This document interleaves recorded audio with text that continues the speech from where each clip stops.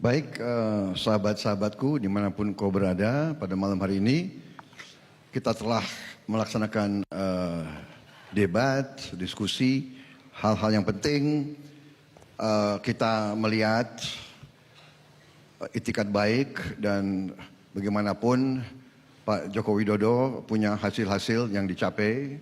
Hanya Prabowo Subianto dan Sandiaga Uno kami punya falsafah dan strategi yang lain. Kami berpegang kepada falsafah keadilan yang akan menghasilkan kemakmuran. Jadi kami berpandangan bahwa pemerintah harus hadir dengan rinci, dengan teliti, dengan tegas, dengan aktif untuk memperbaiki ketimpangan dalam kekayaan.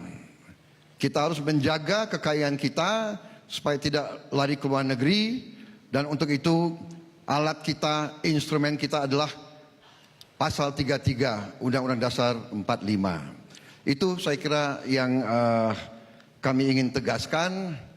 Kemudian saya juga minta izin, tadi disinggung tentang tanah yang katanya saya kuasai ratusan ribu di beberapa tempat. Itu benar, tapi itu adalah HGU, itu adalah milik negara.